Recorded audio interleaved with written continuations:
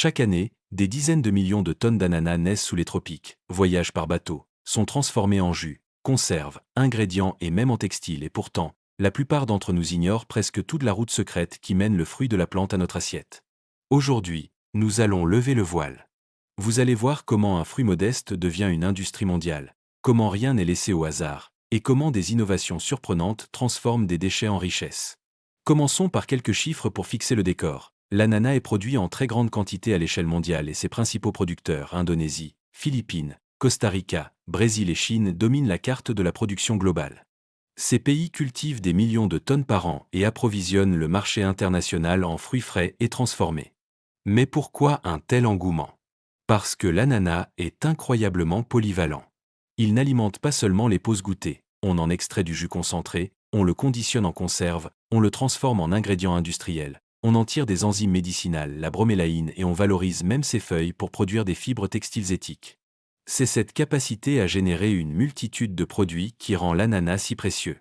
Pour comprendre l'ensemble du système, suivez-moi dans le parcours complet, de la plantation, à la récolte, au tri industriel, à la transformation mécanique et chimique, et enfin à la distribution mondiale.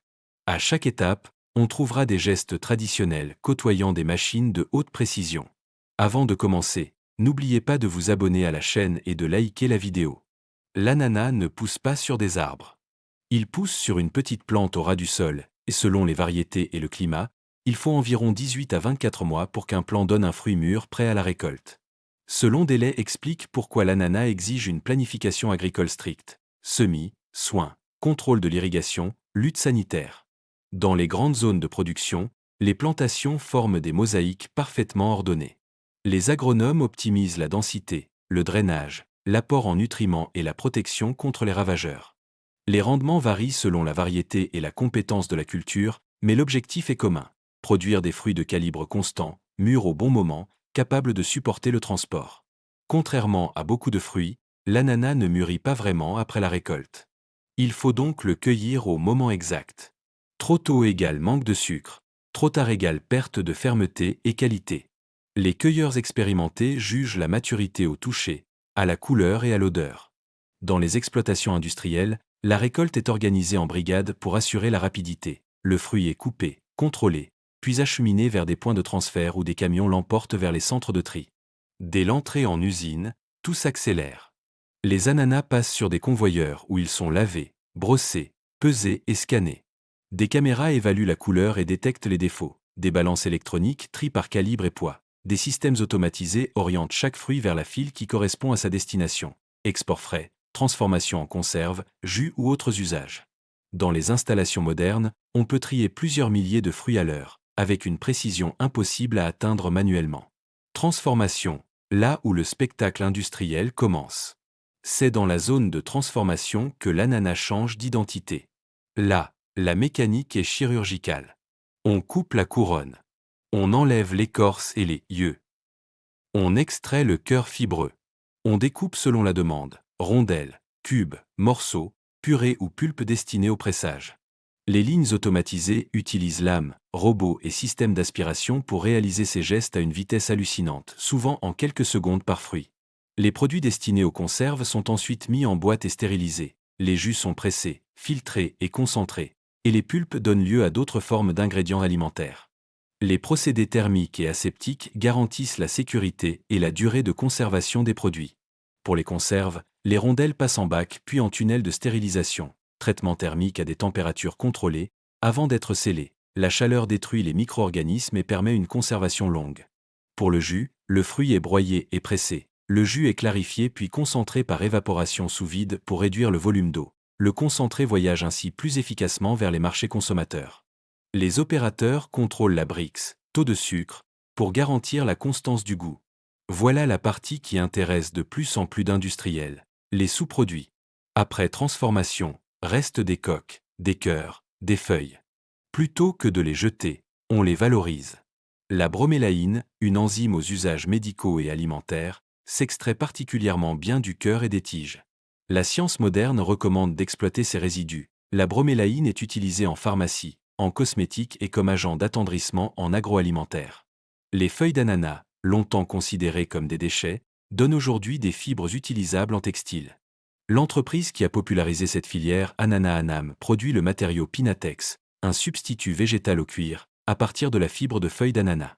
Ce matériau est employé par des marques soucieuses d'éthique pour chaussures, sacs et accessoires.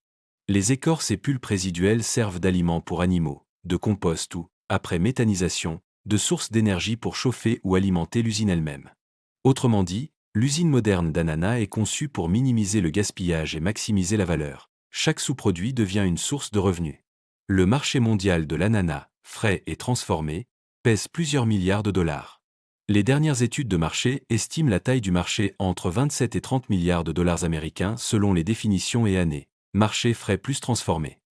Les segments en plus forte croissance, produits frais coupés, jus premium et produits dérivés, textiles, cosmétiques. Ces chiffres expliquent l'intensité des investissements des semences améliorées aux lignes d'emballage aseptique, en passant par la logistique réfrigérée mondiale.